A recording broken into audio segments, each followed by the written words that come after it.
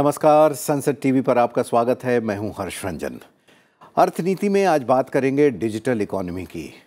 एक दौर था जब हम किसी सामान को खरीदने के लिए दुकानों में जाया करते थे, एक दुकान से दूसरी दुकान और दूसरी से तीसरी, ताकि बेहतर विकल्प मिल सके और कीमत पर भी बेहतर बार्गेनिंग की जा सके। और दुकानों पर जाने से पहले हमें कैश निकालने के लिए बैंक जाना पड़ता था, वो भी दिन के वक्त, बैंकिंग आवर के समय। कुल मिलाकर एक सामान खरीदने में 6 से 8 घंटे का समय लगना लगभग तय था। ऐसा सिर्फ इसलिए था क्योंकि हमारी दुनिया डिजिटल नहीं हुई थी। मगर आज वक्त बदल गया है। यही सामान आज हम चंद मिनटों में खरीद पा रहे हैं अपने मोबाइल फोन पर। अब आप जरा अंदाजा लगा लीजिए कि अगर एक व्यक्ति एक सामान खरीदने में औसतन 6 से 8 घंटे का समय बचा रहा है, तो 140 करोड़ की आबादी कितने घंटे का समय बचा रही होगी। यानी जब देश करोड़ों घंटे मैन आवर की बचत करेगा और उसका सार्थक उपयोग करेगा, तो उस देश की अर्थव्यवस्था को पर लगना तो तय ही है। और डिजिटल इंडिया के सफल सफर की बुनियाद भी यही है।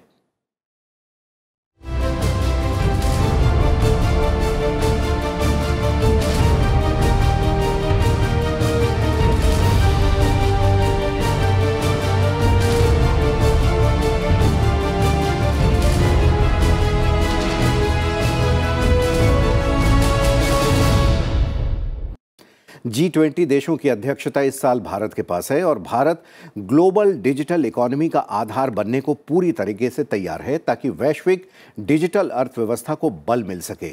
इसके लिए डिजिटल इकोनॉमी वर्किंग ग्रुप यानी DEWG की बैठकों का दौर जारी है। इसकी दूसरी बैठक में digital skill, digital public infrastructure और साइबर सुरक्षा जैसे मुद्दों पर विस्तार से चर्चा हुई है। और हम अपने विशिष्ट पैनल के साथ चर्चा करेंगे कि कैसे भारत की अगुवाई में डिजिटल अर्थव्यवस्था ग्लोबल इकोनॉमी ऑर्डर को नई दिशा दिखाएगी। दो खास मेहमान हमारे साथ हैं। प्रोफेसर चरण सिंह, आप ईग्रो फाउंडेशन के चेयरमैन हैं, और साथ हैं यामिनी अग्रवाल, आप प्रोफेसर हैं, अर्थशास्त्र की विशेषज्ञ हैं। दोनों मेहमानों का बहुत बहुत स्वागत है। और यामिनी, चूँकि हमने टॉपिक को इंट्रोड्यूस कर दिया है, डिजिटल इकोनॉमी, G20 में भारत इसकी जमकर अगुवाई कर रहा है और चाहता है कि पूरी दुनिया ठीक तरीके से डिजिटल लेन देन करने लगे, ताकि सबकी अर्थव्यवस्था बढ़े, वैश्विक अर्थव्यवस्था बढ़े। तो सबसे पहले हम जानना चाहेंगे कि डिजिटल इकोनॉमी की जब बात करते हैं तो ब्रॉडली हम इससे क्या समझें। एक उदाहरण मैंने दिया हुआ है वैसे। जी देखिए, आपने जैसे उदाहरण दिया कि अब हम अपने ही मोबाइल से या किसी भी तरीके से पैसा 24 आवर्स 7 365 डेज ट्रांसफ़र कर सकते हैं। जब हम डिजिटल इकोनॉमी की बात करते हैं तो हम एक इकोनॉमी की बात करते हैं जो इंटरनेट के माध्यम से, इंफॉर्मेशन टेक्नोलॉजी के माध्यम से जुड़ती है हर किसी व्यवस्था के साथ। तो अगर आज आप अपना ड्राइविंग लाइसेंस लेते हैं तो उसके लिए जो आवेदन देते हैं वो आप सीधा ऑनलाइन दे सकते हैं। पासपोर्ट के लिए अप्लाई करते हैं वो सीधा ऑनलाइन कर सकते हैं। अपनी इनकम टैक्स रिटर्न्स भरते हैं वो सीधा भर सकते हैं। आज आप बाज़ार से कुछ भी ख़रीदना चाहते हैं, चाहे वैश्विक बाज़ार से हो या अपने घरेलू बाज़ार से हो, उसे आप जो है फ़ोन के माध्यम से या लैपटॉप के माध्यम से या किसी भी और ऐसे व्यवस्था से जिससे आप इंटरनेट के माध्यम से उसे जोड़ सकें, उससे ख़रीद सकते हैं। आज जब आप ट्रैवल करते हैं तो गूगल से आप देख सकते हैं कहाँ पे ट्रैफिक है, कहाँ पे नहीं है। आप ये भी जान सकते हैं कि जैसे अभी कोविड आया तो एक बहुत बड़ी वैक्सीनेशन की स्कीम आई जिसमें कोविन का बहुत सहयोग रहा। आरोग्य से जो एप्लीकेशन थे उसका बहुत सारा महत्व रहा। तो जब हम डिजिटल इकोनॉमी की बात करते हैं तो जो सारी व्यवस्था है, जो सभी प्रकार की एक्टिविटीज़ हैं, उसे हम किस प्रकार से इंटरनेट, मोबाइल और जो इंफॉर्मेशन टेक्नोलॉजी है उसके माध्यम से जोड़ें, उसकी बात करेंगे। प्रोफेसर चरण सिंह, ये जो डिजिटल इकोनॉमी वर्किंग ग्रुप है G20 की, इसकी दूसरी बैठक अभी संपन्न हुई है। पहली बैठक में चर्चाएं हुई थी, स्किलिंग पर बात हुई है, डिजिटल इंफ्रास्ट्रक्चर को लेकर बात हुई है, और जैसा कि यामिनी जी ने बताया अभी कि जो भी लेन देन हो, अगर हम उसको डिजिटली कर रहे हैं, इंटरनेट के माध्यम से कर रहे हैं, अपने मोबाइल के माध्यम से कर रहे हैं, तो उसको हम डिजिटल इकोनॉमी कह सकते हैं। इसके कुछ फ़ायदे हैं, तो आपसे हम जानना चाहेंगे कि फ़ायदे तो हैं, लेकिन चुनौतियाँ भी आप कुछ देख पा रहे हैं इसमें? इसमें बहुत चुनौतियां भी हैं। सबसे बड़ी चुनौती जो आप ही ने शुरू में कहा कि जब आप डिजिटल नहीं थे और एक नया टीवी सेट खरीदने जा रहे थे और कैसे 7 से 8 घंटे लग जाते थे, पहले टीवी सेट देखना है, फिर कैश अरेंज करना है, फिर जाके दुकान में कैश देना है, और अगर टीवी सेट आखिर में समझिए ठीक नहीं निकला या उसका शटर ठीक नहीं निकला तो आप जाके उस दुकान से बात करके और पैसा वापस भी ले सकते थे। अब ये जब डिजिटल हो गया सब कुछ तो स्पीड बहुत बढ़ गई है। आप इमेजिन करिए कि क्लिक करने से पैसा कहाँ का कहाँ ट्रांसफ़र हो जाता है एकदम, और जहाँ ट्रांसफ़र हो रहा है कई बार गलती से कहीं और ट्रांसफ़र हो गया तो वो वापस लाना कितना मुश्किल हो जाएगा, क्योंकि जिसके खाते में गया शायद उसे पता भी नहीं होगा, और अगर उसे पता लग गया उसे पता नहीं कहाँ से आया, उसने उसको यूज़ कर लिया। तो जो स्पीड है, स्पीड अपने आप में कई बार चैलेंजेस लेके आती है। इसके अलावा क्योंकि साइबर सिक्योरिटी के काफ़ी इश्यूज़ हैं, जैसे आप जानते हैं किसी भी लेवल पे फ्रॉड के चांस बन जाते हैं। अगर आप दुकान में जा रहे हैं, आपको पता है दुकान ये है, आपको पता है सामान या माल ये है, दुकानदार यहाँ है, और सब चीज़ें आपके सामने हो रही हैं, पर क्योंकि साइबर कॉमर्स, साइबर के नीचे आप सब काम कर रहे हैं, ई कॉमर्स हो रहा है, और साइबर सिक्योरिटी का इतना बड़ा चैलेंज सामने आ जाता है कि कहाँ पर किस तरीके का फ्रॉड हो जाएगा या किस तरीके लोग आपको सामान भेज रहे हैं, आपको आइडिया नहीं होगा, और पेमेंट होती जा रही है। तो इसलिए इसकी जो चैलेंजेस हैं उसके लिए टेक्नोलॉजी हेड्स, फाइनेंशियल इंस्टीट्यूशंस, उन्होंने भी उस पर विचार किया है। एक विचार जो मैं कहता हूँ कि बहुत अच्छा है, जब आप पेमेंट कर रहे हैं क्या आप अलर्ट हैं, आप ठीक अमाउंट डाल रहे हैं, उसके लिए आपने देखा होगा कई बार कीबोर्ड बदल जाता है, तो आपको सोचना पड़ता है हाँ मैंने अपना पासवर्ड डाला है तो ये जो स्टैंडर्ड कीबोर्ड है वो नहीं, या अगर जब अमाउंट डालने लगते हैं तो उस टाइम पे कीबोर्ड बदल जाता है, इलेक्ट्रॉनिक कीबोर्ड, तो यू आर वेरी अलर्ट। तो देख लेते हैं कि हाँ जितना मैं पैसा डाल रहा हूँ या जिस पार्टी को भेज रहा हूँ क्या वो ठीक है। कई बार OTP आता है। OTP आने का सबसे बड़ा एडवांटेज मुझे क्या लगता है कि आप एकदम सतर्क हो जाते हैं, हाँ OTP आया है, उसमें 2-4 सेकंड लग जाते हैं, फिर OTP के थ्रू आप OTP डालते हैं, फिर पेमेंट होती है। अगर कहीं पे कोई गलती हो गई, अमाउंट गलत हो गया, या सडनली जिस पार्टी का नाम है वहाँ गलत हो गया, आप रिट्रेस कर सकते हैं। तो ये चैलेंजेस के कारण ही टेक्नोलॉजी हेड्स ने कई बार सोचा कि फाइनेंशियल ट्रांजैक्शंस जिस स्पीड से हो रही हैं उसमें थोड़ा सा चेक एंड बैलेंसेस होना चाहिए। ऐसे में एक आम व्यक्ति जो कि ट्रांजैक्शन कर रहा है उसके बारे में आपका यही सुझाव होगा कि वो एक बार रीचेक ज़रूर कर ले, और करना भी चाहिए, क्योंकि साइकोलॉजिकली हम लोग थोड़े से फास्ट मोड में रहते हैं तो तुरंत बटन दबा देते हैं येस का। वहाँ आपका कहना है कि चेक करना चाहिए, लेकिन हमारी आगे की जो दुनिया आने वाली है या जो हम जिस तरफ जा रहे हैं वो तो डिजिटल की ही दुनिया है। UPI जो हमारे देश में बहुत सक्सेसफुल है, अभी बात करें ब्रिटेन की, यूरोपियन नेशंस की, इवन अमेरिका की, तो वहाँ भी इस तरीके के डिजिटल पेमेंट सिस्टम UPI जैसे सक्सेसफुल उतने नहीं हैं। कैश बहुत ज़्यादा ट्रांजैक्शन हो रहा है। यही वजह है कि वो लोग भारत की ओर देख रहे हैं कि आखिर भारत इतनी बड़ी आबादी होने के बावजूद कैसे सक्सेसफुली मैनेज कर पा रहा है। हालांकि इसमें चुनौतियां हैं भी जो प्रोफेसर चरण सिंह बता रहे थे, लेकिन सवाल अब ये है कि उन चुनौतियों से कैसे निपटा जाए, और ख़ास करके ऐसे में जबकि अभी यहाँ डिजिटल इंफ्रास्ट्रक्चर अभी पूरी तरीके से बनना बाकी है या उस पर काम चल रहा है। जी देखिए, डिजिटल इंफ्रास्ट्रक्चर पे काफ़ी काम जो है शुरुआत से किया गया है। कोशिश यही की गई है कि जो साइबर सिक्योरिटी है जिसकी हम बात कर रहे हैं वो भी प्रदान की जाए, और देश में हर कोने को जोड़ा जाए, जिसके लिए पंचायत के साथ ऑप्टिकल केबल फाइबर्स डाली गई, ब्रॉडबैंड की बात की गई, 5G जिसे हम कहते हैं वो लाया गया। कोशिश ये भी की गई कि लोगों तक अवेयरनेस पहुंचाई जाए, जैसे RBI है या बहुत सारी संस्थान हैं वो बताती हैं कि किस तरीके से आप ट्रांजैक्शन करें, क्या बता सकते हैं, जैसे CVV, OTP ना किसी के साथ शेयर करें, और चीज़ें हैं।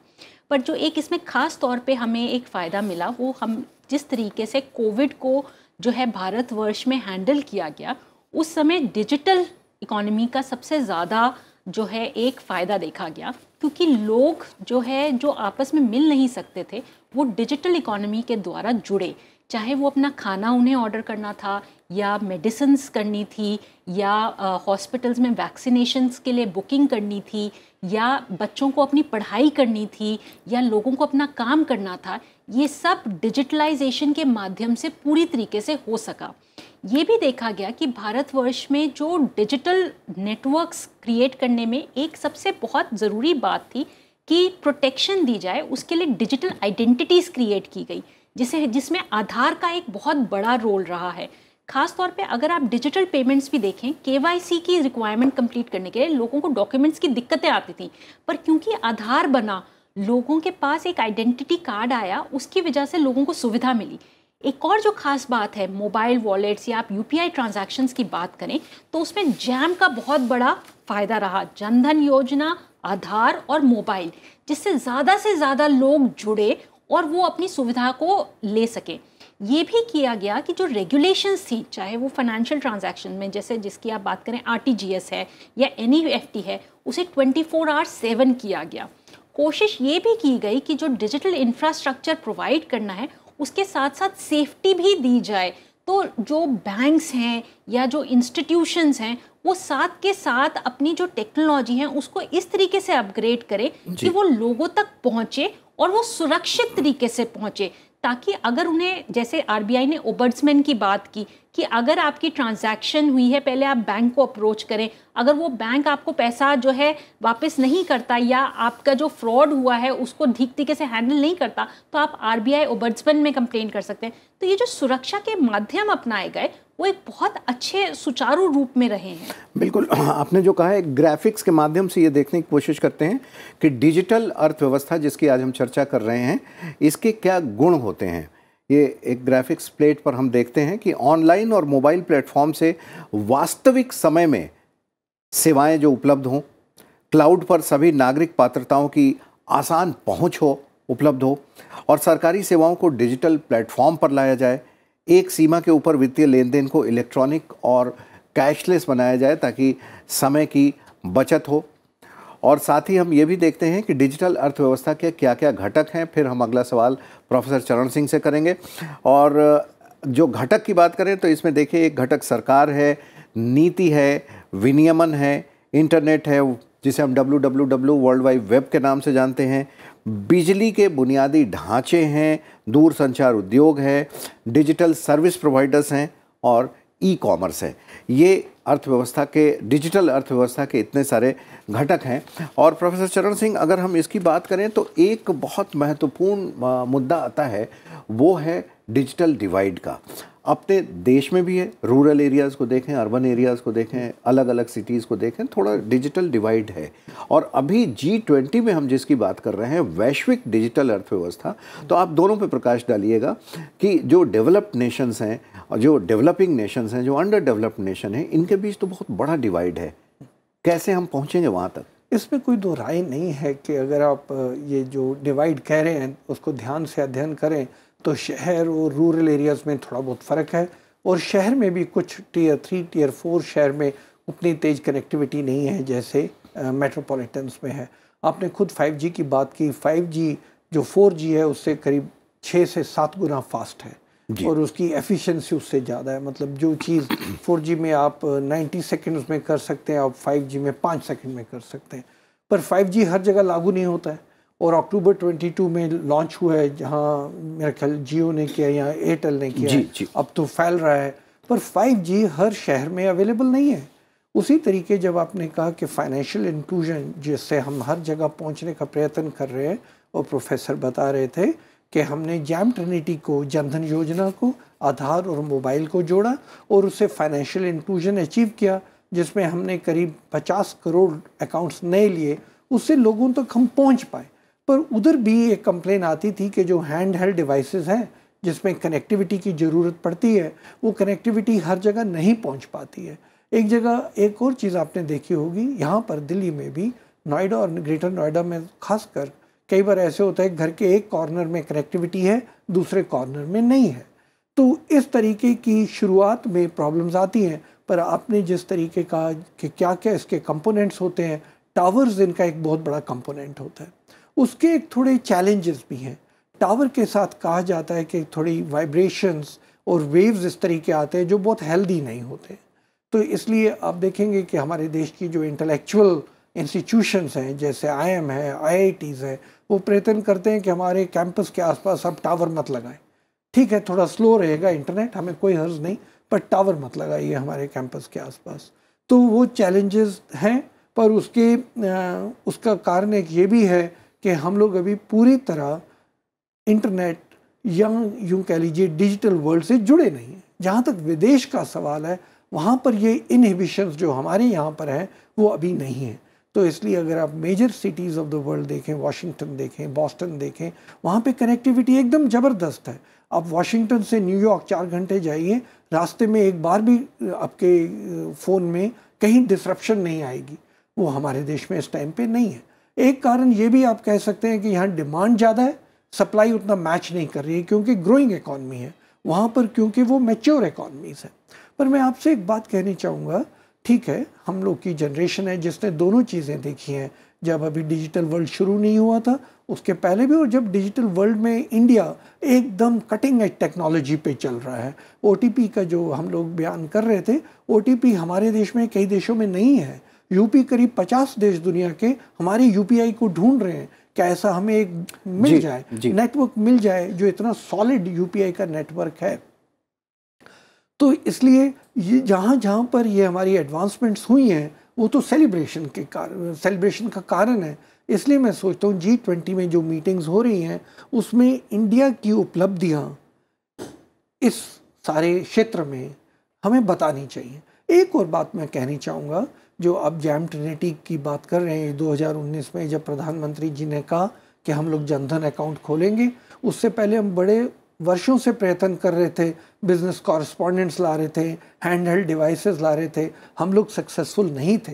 पर ये क्योंकि मिशन मोड में फाइनेंशियल इंक्लूजन प्रधानमंत्री जी के कहने पे हुआ, तो आप देखिए जब कोविड हुआ तो हम डायरेक्ट बेनिफिट ट्रांसफ़र कर पाए इतनी आसानी से।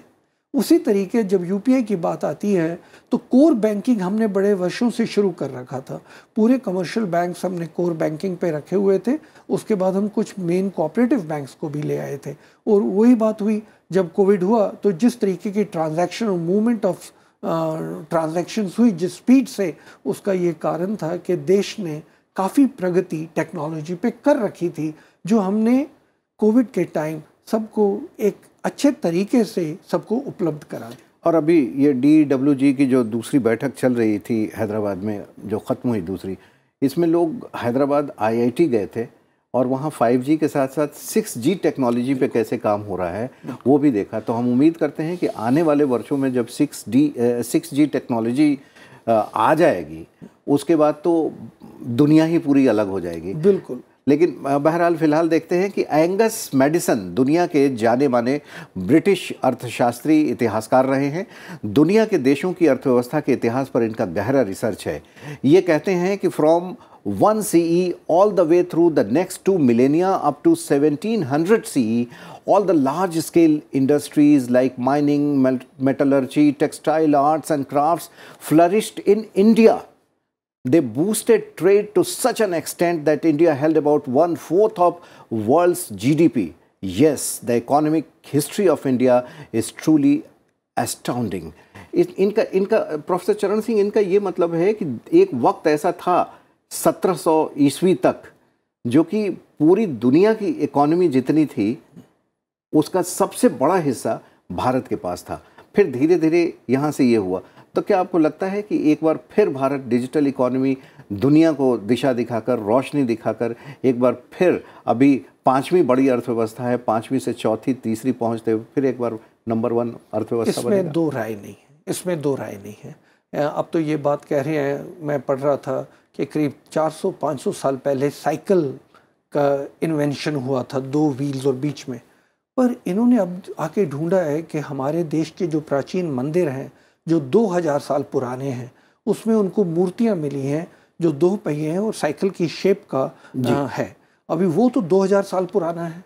तो अब ये विदेश की दुनिया, विदेश की सभ्यता समझ रही है कि जिन चीज़ों को हम बहुत बड़ा आविष्कार समझते थे, वो तो भारतीय कल्चर में बहुत सालों से चल रहा है। अब ये जो आपने इकोनॉमिक डेटा दिया, जहाँ पर इंडिया दुनिया में सबसे बड़ा विकसित देश माना जाएगा, क्योंकि 30 से 33% दुनिया की आय हमारे यहाँ होती थी। ठीक है, हम पिछड़ गए, उसका कारण एक ये था कि हमारे यहाँ प्लंडरिंग बहुत हुई, हमारा कोहिनूर भी उठा के लोग ले गए। पर जब 75 साल में हमने वापस अपने पाँव देखे, पाँव ज़मीन में डाले, और अब पिछले 10 साल में जो हम मेहनत कर रहे हैं, तो हम बाउंस बैक कर रहे हैं इकॉनमी। जिस रफ्तार से इकॉनमी बाउंस बैक कर रही है, आप देखिए लेमन ब्रदर्स के बाद, कोविड के बाद, रशिया यूक्रेन वॉर के बावजूद फास्टेस्ट ग्रोइंग इकॉनमी हम ही हैं। और आगे पिछले 6 साल के लिए, अगले 6 साल के लिए IMF और वर्ल्ड बैंक ने अपने एस्टिमेट्स दिए हैं, उसमें हम सबसे आगे जा रहे हैं ग्रोथ रेट में। तो इसमें कोई दो राय नहीं है। इसलिए प्रधानमंत्री जब कहते हैं 2047 में इंडिया कहाँ होगा, बहुत क्लियर है कि इंडिया का जो विकसित पाथ है, उस विकसित पाथ में हमें वो रास्ता जो एडवांस कंट्रीज़ ने तय किया है मुश्किल से, हमें लीप फ्रॉग करने का मौका मिल रहा है through technology and digital things. तो एक दो चीज़ें और हैं जो हमें काफ़ी आगे ले जाएंगी। एक है टेली एजुकेशन और दूसरा है टेली मेडिसिन। दुनिया की सबसे बढ़िया एजुकेशन हम लोग यहाँ पर टेली एजुकेशन के ज़रिए जगह जगह पहुँचा सकते हैं। और उसी तरीके टेली मेडिसिन। जहाँ तक स्किल का सवाल है, हम खुद इतनी स्किलिंग कर रहे हैं, टेली स्किलिंग, डिजिटल स्किलिंग कर रहे हैं कि हम वर्कफोर्स क्रिएट कर रहे हैं जो इस चीज़ को थामने नहीं देगी, इसको आगे से आगे लेके जाएगी। तो मैं तो ये सोचता हूँ G20 की प्रेसिडेंसी में हमें दुनिया को ये भी बताना है, पर इससे ज़्यादा जो हमारे से पिछड़े देश हैं, खास करके least developed countries, Latin America, African, उनको देखना चाहिए कि इंडिया का मॉडल अमेरिका या UK के मॉडल से ज़्यादा उनके लिए फ़ायदेमंद है और उससे वो आइडेंटिफाई कर सकते हैं। इसलिए इंडिया को इस G20 प्रेसिडेंसी से ये सब दिखाकर ट्रेड एंड कॉमर्स में आगे जाते हुए भी फ़ायदा हो सकता है। और यामिनी, ये बिल्कुल सही बात है कि ऐसे देश जो हैं भारत की तरफ ही नज़र गड़ाए हुए हैं कि भारत जैसे जैसे चल रहा है ये हमें दिशा दिखाए। अगर हम ट्रेड की बात करें, वर्ल्ड ट्रेड की बात करें, तो अब वर्ल्ड ट्रेड को क्या फ़ायदा होता हुआ दिख रहा है जैसे जैसे दुनिया के बाकी देश भी डिजिटल इकॉनमी की ओर आगे बढ़ेंगे? जी देखिए, जो पूरा संसार है वो एक साथ जुट हो जाता है जब डिजिटल इकोनॉमी की बात करें। आज कोई भी बाउंड्रीज़ नहीं रहती किसी भी एक देश के दूसरे देश के प्रति, और ना ही कोई रिस्ट्रिक्शंस रहती हैं। अगर कोई रिस्ट्रिक्ट करना भी चाहे तो वो कुछ जगहों पे रिस्ट्रिक्ट कर पाते हैं, पर फिर भी क्योंकि जो आदान प्रदान है, चाहे वो नॉलेज का हो, चाहे वो पैसा ट्रांसफ़र का हो, चाहे वो किसी भी जो है वस्तु का हो, वो सब बहुत आसान हो जाता है इस डिजिटल इकोनॉमी में। और सबसे बड़ी बात है क्योंकि नॉलेज ट्रांसफ़र होता है और इन्फॉर्मेशन स्पीड के साथ ट्रांसफ़र होता है, लोगों को सभी कुछ उसी के स्थान पे मिलता है। और सबसे बड़ी बात है क्योंकि इसमें एक आम आदमी अपने आप को एम्पावर्ड फील करता है, जिसे हम कहते हैं सशक्त महसूस करता है, तो वो इसके साथ जुड़ता जाता है। और जहाँ तक हम टेक्नोलॉजी की बात करें, क्योंकि वो एक स्तर पे लोगों के पास जो उनकी एक्टिविटीज़ हैं वो तो हैं, वो जब टेक्नोलॉजी से जुड़ते हैं उनकी जो प्रोडक्टिविटी बढ़ती है वो कहीं गुना ज़्यादा होती है। वो ट्रेड में कॉम्पिटिटिवनेस भी देती है और बहुत सारी अपॉर्चुनिटीज़ भी देती है। साथ ही साथ आपके लिए एक बहुत सारे द्वार खोल देती है। जैसे MSMEs के लिए GEM पोर्टल खोला गया, बहुत इंपॉर्टेंट है, जहाँ पे पब्लिक प्रोक्योरमेंट हुआ। ऐसे ही MSMEs अपना जो सामान है वो बाहर बेच सकते हैं, बहुत सारे पोर्टल्स के माध्यम से बाहर के लोग यहाँ पे बेच सकते हैं। उसी माध्यम से जो नॉलेज ट्रांसफ़र है, जैसे मैंने कहा ऑनलाइन ट्रांसफ़र्स है, वो है। ऐसे ही आम आदमी अपनी जो बिजली, पहले लंबी क्यू में खड़ा होता था बिजली का बिल देने के लिए, गैस का बिल देने के लिए या किसी का भी बिल देने के लिए, आज वो दिक्कतें नहीं हैं। सिंगल विंडो अप्रूवल सिस्टम्स हैं सरकार के द्वारा, जिसके माध्यम से निवेश एक जगह से दूसरी जगह जा सकता है। तो ये सभी जो है ट्रेड को बहुत ज़्यादा हद तक फैसिलिटेट करते हैं। और इसमें एक बहुत इंपॉर्टेंट रोल रहा है कि रुपए भी अब इंटरनेशनलाइज हुआ है, जिसमें 18 देशों ने रुपए को एक इंटरनेशनलाइज्ड करेंसी की तरह लिया है, जिससे भारत का जो स्तर है अंतर्राष्ट्रीय स्तर पे कहीं ज़्यादा बढ़ जाता है। और उसके रुपए की महत्वता भी बढ़ जाती है और लोगों का मान भी बढ़ता है। ये बहुत एक इम्पॉर्टेंट, और आपने जेम की बात की, जेम से रिलेटेड एक बड़ा हिस्टोरिक डेटा आया है कि GeM has cross historic milestone of purchasing goods and services worth ₹2 lakh crore रुपए से ज़्यादा उस पर अब तक सर्विसेज खरीदे जा चुके हैं। और एक समय कम है, एक आखिरी सवाल प्रोफेसर चरण सिंह आपसे, ये कि जैसा यामिनी जी बता रही हैं कि रुपए पे, और आप देखेंगे कि अभी भारत इंटरनेशनल ट्रेड सेटलमेंट भी रूपी में कई देशों के साथ करने के लिए आगे बढ़ रहा है, कई देशों के साथ चल रहा है। ऐसे में जब डिजिटल इकोनॉमी और डिजिटली हम लोग आगे बढ़ेंगे, या जब तक रुपी डॉलर की तरह ही मजबूत और सर्वमान्य नहीं हो जाता, क्या इसमें कोई आप चुनौती देखते हैं, कोई बाधा देखते हैं? हाँ, ये चुनौती ज़्यादा तो नहीं है, ये होना ही होना है, क्योंकि डॉलर का गिरना शुरू हो गया है। काफ़ी और करेंसीज ने भी उसको चुनौती दे रखी है और भारतीय रुपए ने भी दी है। जो 18 देश की बात प्रोफेसर कर रहे हैं उसमें विकसित देश भी हैं। जी और इसलिए उससे बहुत मान प्राप्त होता है कि विकसित देशों ने भी ये सोचा कि इंडियन रुपी में हम लोग सीधी ट्रेडिंग करेंगे। आज से 10 साल पहले 85% व्यापार की इन्वॉइसिंग जहां अमेरिका काउंटर पार्टी नहीं होता था, वो US डॉलर में होता था। और अब आज ये हालत है कि 18 देश इंडियन रुपी में ट्रेड करना शुरू कर रहे हैं। एक दो बातें और मैं जल्दी से बताना चाहूँगा कि आप देखिए, जिस तरीके डिजिटल ट्रेड और डिजिटल कॉमर्स की बात हो रही है, मेडिकल टूरिज्म के बारे में आप जानते हैं, टेलीमेडिसिन से काफ़ी तो वो कवर हो सकता है, पर मैं सोचता हूँ वेलनेस टूरिज्म, जहाँ पे yoga teachers and yoga classes, विदेश में कहीं भी आप बैठे हैं, आप डिजिटल माध्यम से वो उसका फ़ायदा और आनंद ले सकते हैं, तो उससे आरोग्य होना थोड़ा आसान हो जाता है। तो इस तरीके से भारत डिजिटल वर्ल्ड के थ्रू दुनिया भर में अपना जमा सकता है। और ऑलरेडी भारत की बात कर रहे हैं, और इतिहास गवाह है कि जब जब भारत आगे बढ़ा है तब तब पूरी दुनिया भी आगे बढ़ी है, और जब जब भारत पर संकट आया है पूरी दुनिया संकटों के दौर से गुजरी है। यही वजह है कि दुनिया चाहती है कि भारत आगे बढ़े। G20 की अध्यक्षता की जिम्मेदारी के साथ ही दुनिया की निगाहें अब भारत पर हैं कि कैसे वैश्विक डिजिटल अर्थव्यवस्था को आगे बढ़ाने में भारत अहम भूमिका निभाएगा। आज के एपिसोड में इतना ही। अगले सप्ताह फिर किसी विषय के साथ आपसे मुलाकात होगी अर्थनीति में। तब तक आप हमें इजाज़त दीजिए। आप दोनों मेहमानों का बहुत बहुत शुक्रिया। नमस्कार।